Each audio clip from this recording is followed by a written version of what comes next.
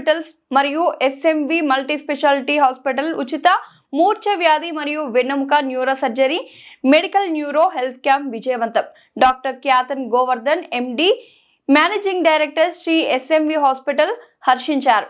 ఇది ప్రజలకు ఎంతో ఉపయోగకరమని తెలియజేశారు. ప్రజాసేవలో భాగంగా ప్రముఖ neurosurgeon doctor Raghu Samala మరియు డాక్టర్ వంశీకృష్ణ ఆధ్వర్యంలో వైద్య సేవలు వందల మంది లబ్ధి పొందిన రోగులు.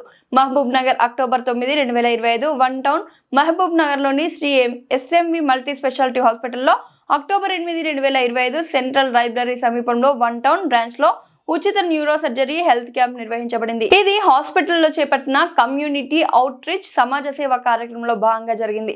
ఈ ప్రత్యేక వైద్య శిబిరాన్ని Hyderabad AIG hospitals consultant neurosurgeon doctor Raghu Samala మరియు consultant medical neuro doctor Vamsikrishna ఆధ్వర్యంలో నిర్వహించారు. ఆయన దేశంలోని ప్రముఖ న్యూరో సర్జన్లో ఒకరిగా ఢిల్లీ ఎయిమ్స్ మరియు చండీగఢ్ PGIMER వంటి అగ్రశ్రేణి వైద్య విద్యా సంస్థలలో విశేష విద్య మరియు వైద్య అనుభవం సంపాదించారు. Doctor Raghu Samala Osmania medical college మాజీ విద్యార్థి. ఆయన PGIMER నుండి MS జనరల్ సర్జరీ, ఎయిమ్స్ న్యూఢిల్లీలో MCH న్యూరో సర్జరీ పూర్తి చేశారు.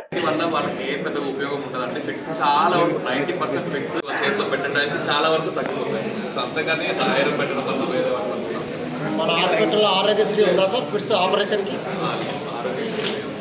ఆరోగ్యశ్రీ ఏ ఏజ్లో లేదండి. అంటే ఆరోగ్యశ్రీలో కవర్ అవ్వవు. అంటే చాలా ఇన్వెస్టిగేషన్స్ చేస్తాం, ఆరోగ్యశ్రీలో కవర్ అవ్వవు.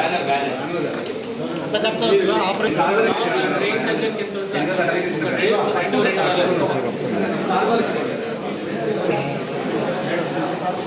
మన ఇంట్లో వాళ్ళు మన స్నేహితులు ఎవరో ఫిట్స్ ఏదో టైంలో వచ్చిన వాళ్ళు. సో అలాంటి వాళ్ళకి ప్రాపర్ ఎవాల్యుయేషన్ అనేది చేసుకుని వాళ్ళకి మనం ఫిట్స్ ఏ రకంగా తగ్గించుకోవాలి, ఏ మందులు వాళ్ళకి సూట్ అవుతాయి. అన్ని మందులు అందరికీ సూట్ కావు, కొన్ని మందులే కొంతమందికి సూట్ అవుతాయి. సో ప్రాపర్గా సూట్ అయ్యే మందులు మనం ప్రాపర్గా సెలెక్ట్ చేసుకోవాలి, వాళ్ళు కరెక్ట్గా వాడుకోవాలి. అవి కాకుండా కొంతమంది డ్రింక్స్ తీసుకునే అలవాటు ఉంటుంది, ఆల్కహాల్. సో అలా డ్రింక్స్ తీసుకోవడం అలాంటివన్నీ వాళ్ళు దూరంగా పెట్టాలి. నైట్ పూట నిద్ర కూడా చాలా ఇంపార్టెంట్. ఆ నిద్ర ఇలాంటి చిన్న చిన్న లైఫ్ స్టైల్ చేంజెస్ తోటి వాళ్ళకి ఫిట్స్ అనేది రాకుండా మనం చాలా కంట్రోల్ చేయగలం వీలుంటుంది. సో వీటిపైన అందరికీ అవగాహన కల్పించడానికి వచ్చింది. సో అది మీ ద్వారా అందరికీ అది రీచ్ అవుతుందని థ్యాంక్ యూ సో మచ్. విషయం ఏంటంటే ఇప్పుడు ఏజ్ నుంచి డాక్టర్ వంశీ, నేను ఇంకో డాక్టర్ నిమ్స్ హెడ్ ఉన్నాయి న్యూరాలజీ. అది వీళ్ళు అందరూ కలిసి ఏజ్లో ఎపిలెప్సీ డెడికేటెడ్ ఎపిలెప్సీ సెంటర్ అనేది పెట్టాం. 2 స్టేట్లో మనం చూస్తే తెలంగాణ, ఆంధ్ర స్టేట్లో చూస్తే is the first dedicated centre.